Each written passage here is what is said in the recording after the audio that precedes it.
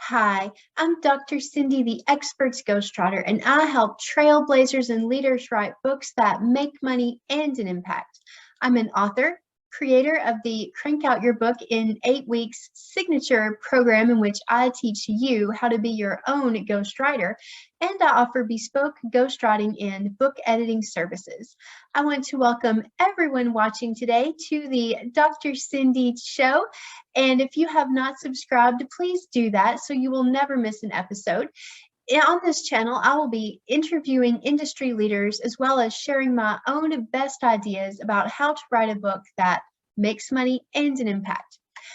This summer, I have a very special program for you all in which I am writing my own book in 8 weeks following my Crank Out Your Book in 8 Weeks program. So this is something that I've always wanted to do, and I would think about it. I would think, wouldn't it be cool while I teach Crank Out Your Book in 8 weeks to pitch the idea as come write your book with me, beside me, and we'll do it together. That was the thing that I thought of at first. And the problem is, when I actually teach the course, there's a VIP option in which you can send me up to 15 double-spaced pages several times, 4 times in fact, throughout the course, and I give you very careful editing feedback, and we have one-on-ones to discuss your writing.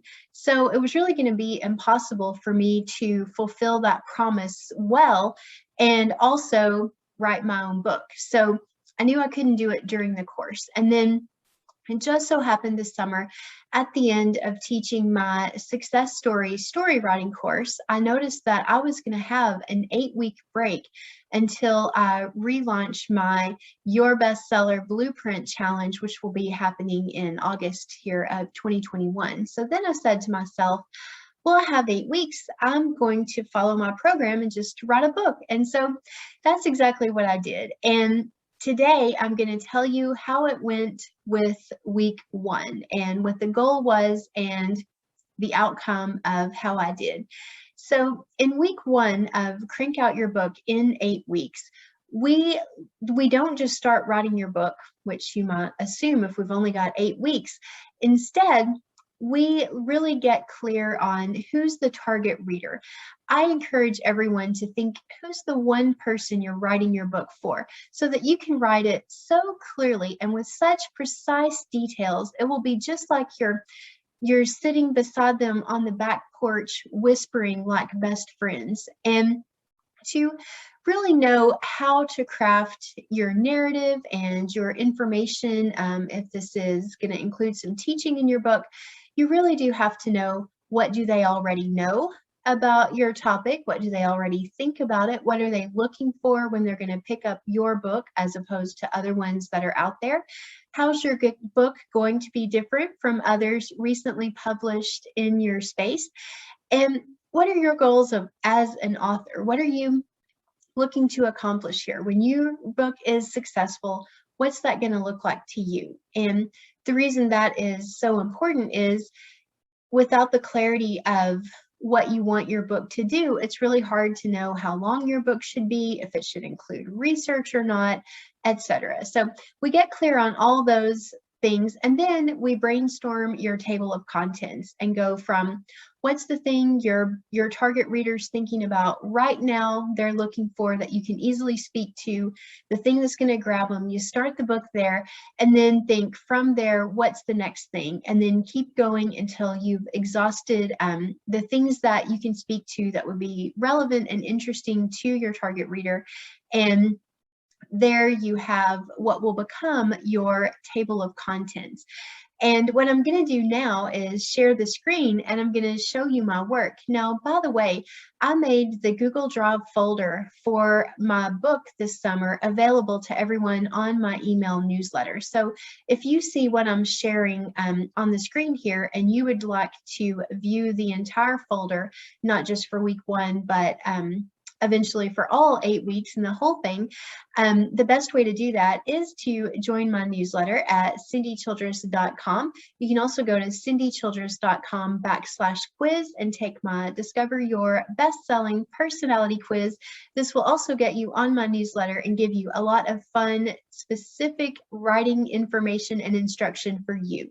So here we're in the week 1 folder of my book folder that I shared in my Google Drive with my email newsletter subscribers. And the first thing I'll point out is just the order of these files, because this is the same order in which I do Crank Out Your Book in 8 weeks. And there's a really important reason that they're in this order. So when it comes to the target reader, if you don't have that clear first, and really down to the same level that you would if you're an ace copywriter, and you will be aware, even if your customer says, my offer is for everyone, well, you know that it's not. And same thing for writing a book. And so it's very important, even though you hope your book will have wide appeal, if that is a goal for you, but you still have to pinpoint that one person you're going to talk to as if you were in their head. And here, for the target reader, I've identified my book is for cat lovers that are curious about being a foster parent, to give them the confidence that they can help more cats and start fostering. So that's my author pitch for the book, which is the sentence that really gives you the gist, and we quickly tell someone who it's for and who it's not for.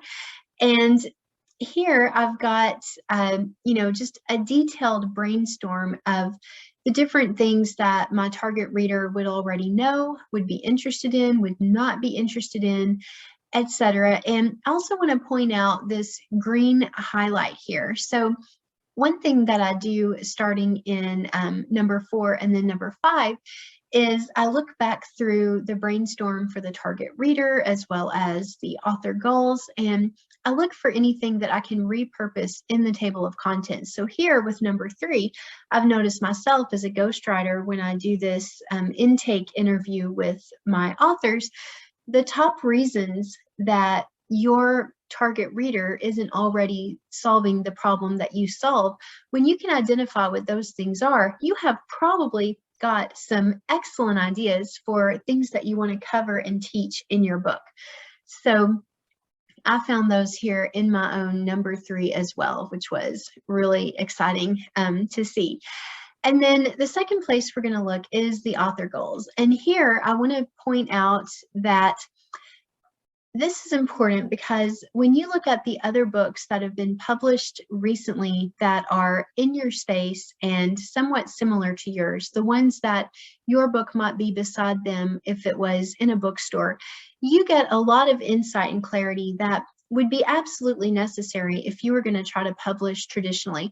One thing that an agent or a book publisher will expect to see in a proposal is what's called a comparative analysis, where you list at least 4 to 6 books that your book is similar to, but also is distinct and different enough from that you're kind of arguing that there's a marketplace for your book. People want to read books like this, and they haven't read a book like yours before, and here it is, and here's why they're going to love this.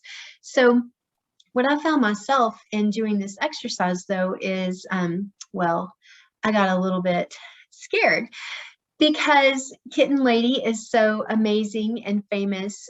If you have not checked her out on Instagram, the Kitten Lady, do yourself a favor and get lost in her kitten photos. They are so cute, and she is really a leader in neonatal kitten care. And then also, of course, Jackson Galaxy of My Cat from Hell show. I've loved him for years, even when he was back on YouTube before he had a television show.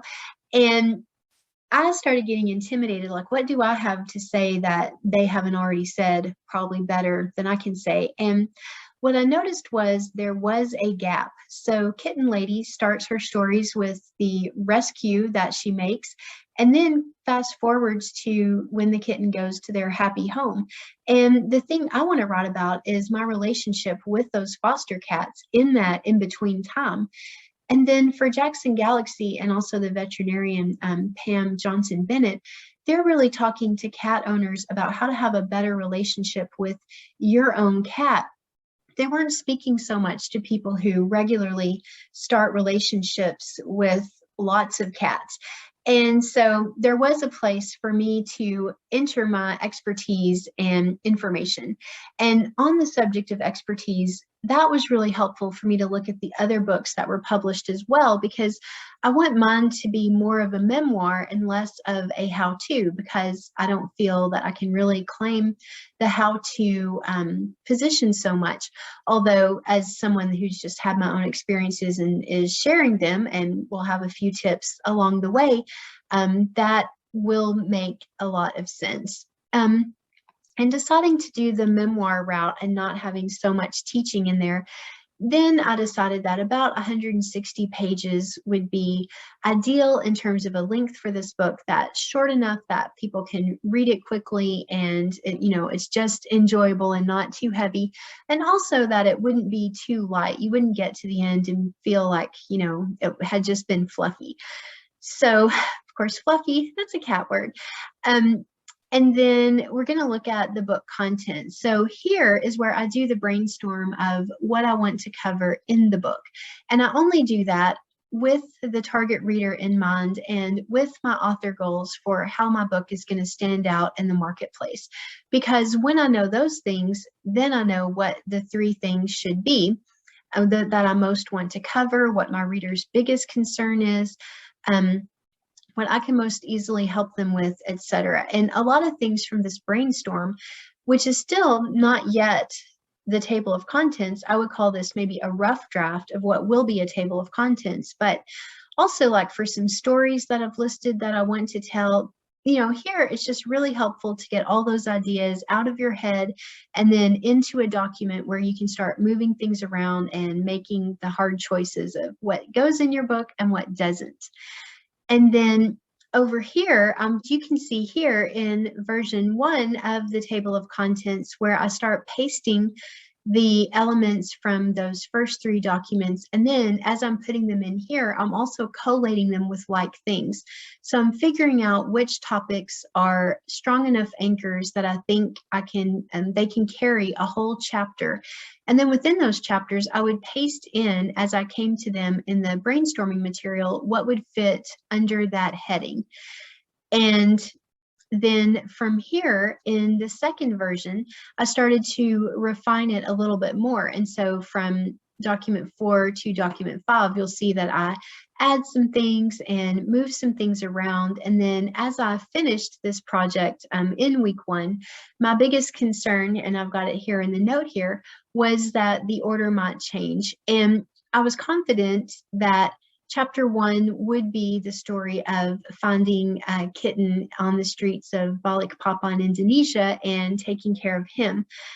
But I was not sure if Chapter 2 would remain Chapter 2. So I did feel, though, pretty solid that what I had here should be in the book somewhere. And so, at that point, we come to week 2, and it's time to move on to what we're going to do with your detailed table of contents. So with all that said, I'm going to say I hope you will stick around for the next video when I'm going to walk you through what happened in week 2 of me following my Crank Out Your Book in 8 weeks program. Week 2 is when we talk about your writing your own book like a ghost writer, and I give my very best tip to beat writer's block so that when you're drafting your book, you can quickly and easily just let your words flow onto the page. And stay tuned for that next video when I'll give you all those tips and show you how it worked out for myself in actual practice.